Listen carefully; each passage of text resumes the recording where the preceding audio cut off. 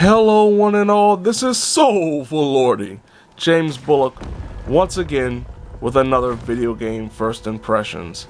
This time around, Aliens Fireteam Elite for the PlayStation 4, PlayStation 5, Xbox One, Xbox Series S and X, and PC.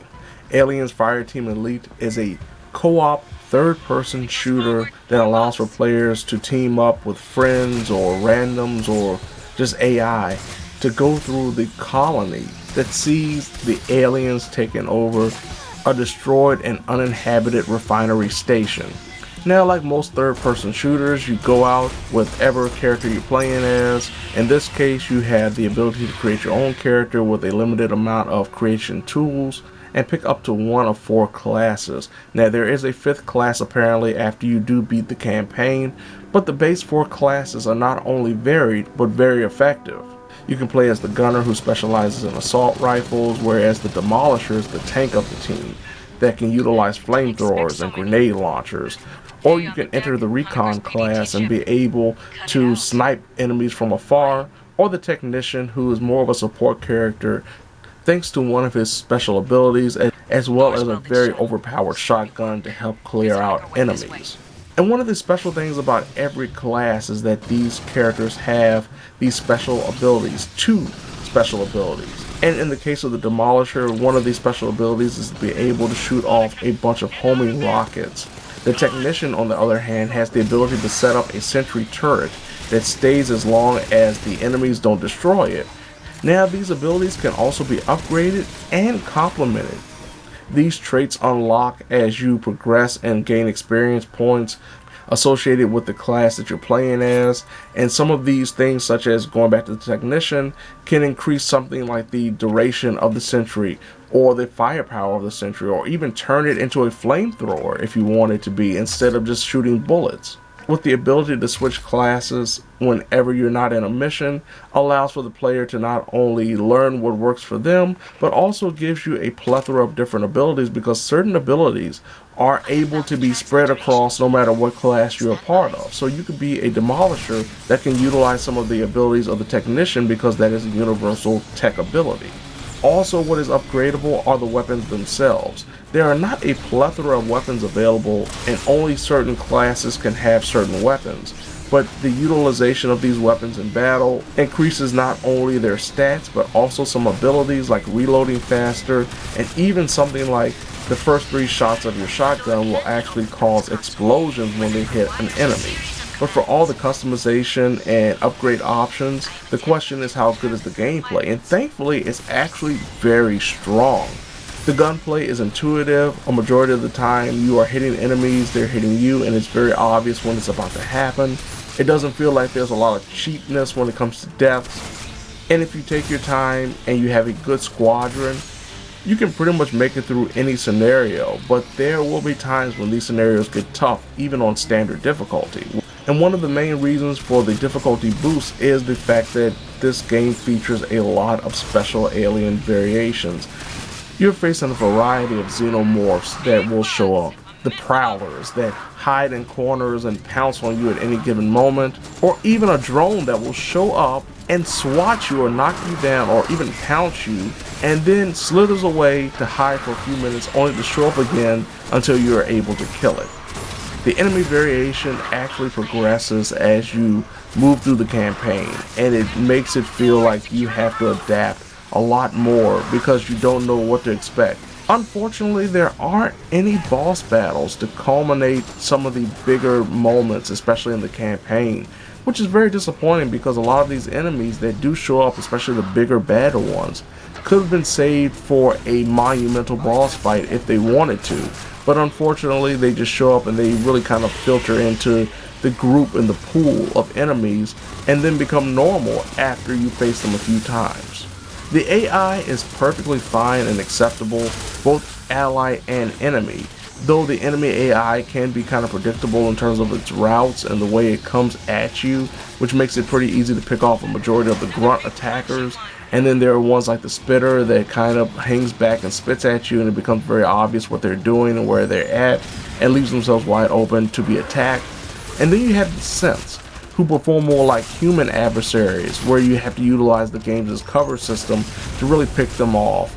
There is also a stamina system tying into the cover system that very much is like Gears of War. But unlike Gears of War, you can't continuously dodge roll out of the way. There's a stamina system that does run down.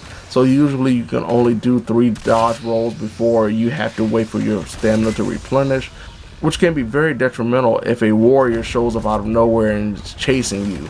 The ally AI is actually very good when it comes to picking off enemies and reviving the downed main player. But when it comes to utilization of abilities and trying to be strategic, like setting up sentries or mines when it's time for a big battle, they're essentially useless when it comes to that.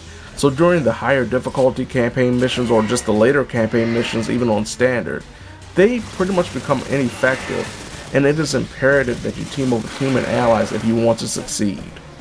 Now, from a narrative presentation, the game actually does quite well in expressing the lore and what's going on in the narrative that is Alien's Fireteam Elite, but there is some aesthetic choices that definitely leave a lot to be desired, including the fact that there is no lip syncing in correlation with the voice acting, and the voice acting is actually very good. It's just no lip syncing. Going back to the customization and the options to really expand upon the gameplay itself is the challenge cards. And these challenge cards are just that, depending on which ones you utilize. And these challenge cards can range from things like having extra health, or if you reload a weapon and the gun isn't completely empty when it automatically reloads, you actually lose the ammo that was left. So you're probably wondering why you would utilize these challenge cards if it will make things more difficult for you in the long run. And the main reason for that is, of course, for extra experience points. A lot of these challenge cards, if you complete something like, say, make it through a mission by taking 75,000 points worth of damage and still completing the campaign mission, you will get up to 2 times the amount of experience points that you would if you didn't use the challenge card. Of course, if you fail the mission, the challenge card is null and void, and you can't utilize it again unless you are able to purchase the same card later. These challenge card packs are also randomized, so you never know what you're going to get when you do buy them.